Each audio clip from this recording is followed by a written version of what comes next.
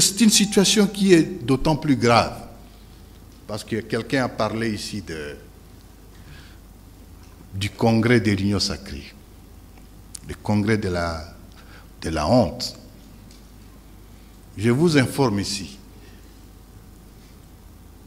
que les hauts cadres de l'Union sacrée, une dizaine, et même un membre du présidium, dont j'étais le nom, m'a appelé pour me dire qu'ils étaient scandalisés d'attendre leur chef.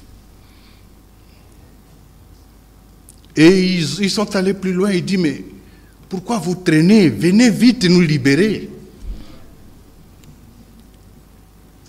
C'est dire que même au sein de son propre camp, il y a des Congolais épris de justice et qui voient comment le pays est dirigé et qui nous interpellent maintenant pour dire, mais vous traînez, vous nous avez donné beaucoup d'espoir, mais ici on est à prison.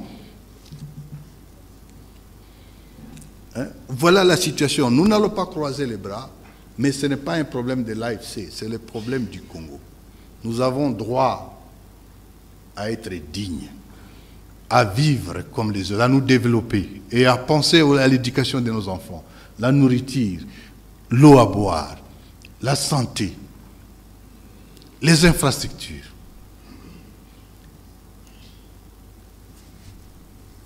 Enfin, la dernière. Merci, Cordon. Nous avons la dernière question, s'il vous plaît. Il n'y a pas de dame qui vous pose cette question. Rouf, s'il vous plaît, Dachevele.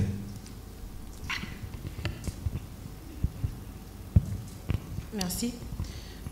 Ruth Alonga pour la Deutsche Welle. J'ai deux questions. Madame, tu es française? Non. Je parle un peu en français congolais.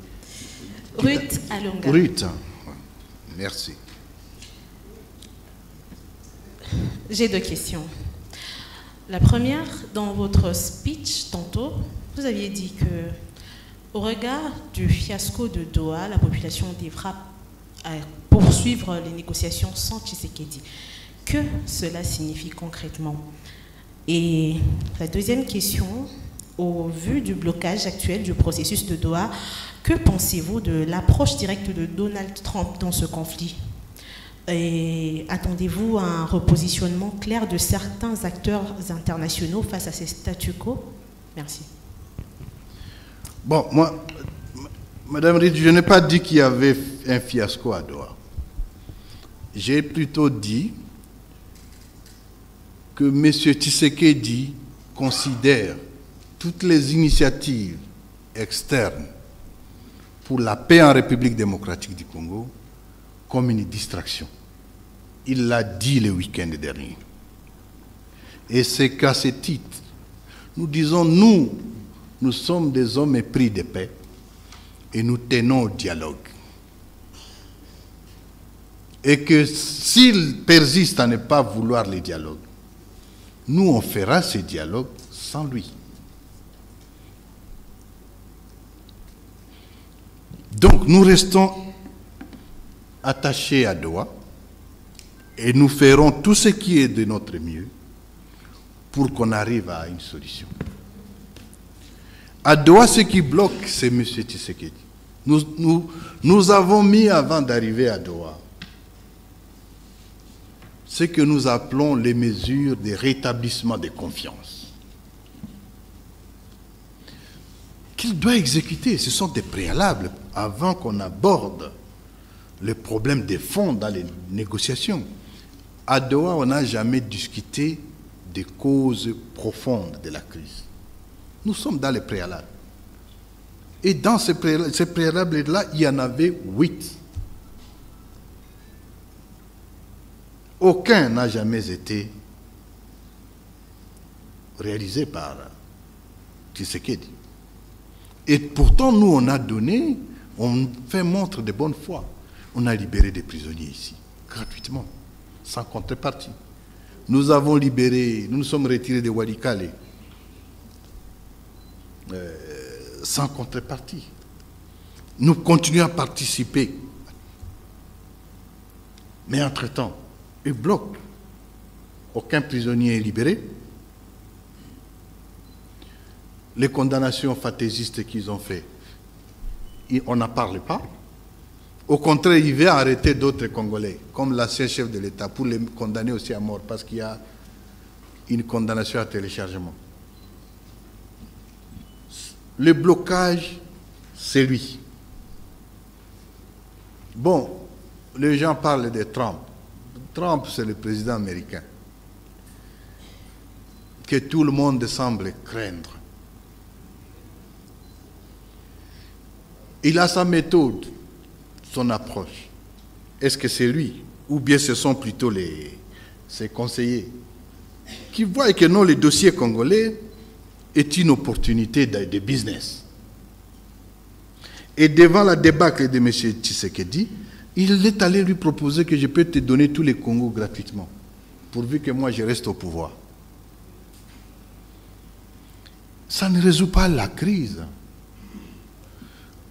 Parce que oui, nous on parle des minéraux. Est-ce que nous on est ici à cause des minéraux? Non. Et nous lui disons que s'il veut vraiment des minéraux, qu'il vienne, parlons-en. On lui laissera la porte pour prendre. Mais le problème dont je parle ici, les Tutsis qui sont discriminés, en quoi ça a à voir avec les minéraux? Même s'ils prenaient tous les Congos, vous aurez toujours des Congolais qui diront que non, nous on a tel problème. Donc ça ne résout aucun problème. Le problème des gouvernances, le Congo c'est un non-État aujourd'hui.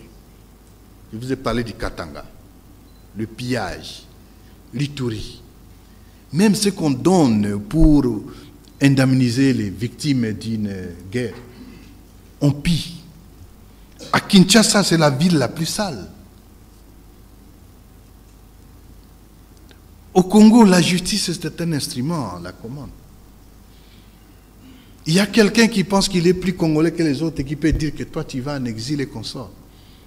Et la différence entre nous et ces Congolais-là, c'est que nous avons dit, mon collègue et moi, avec tout ce que nous représentons, nous avons dit, nous, on ne vivra plus en exil. Ça n'est trop. Nous rentrons chez nous. Et nous sommes chez nous aujourd'hui. Ceux qui pensent que nous, on va se retirer d'ici, on ira où? Est-ce que Trump sait ça? Que même s'il fait ses business et qu'on sort, nous, on n'ira nulle part. Nous resterons ici.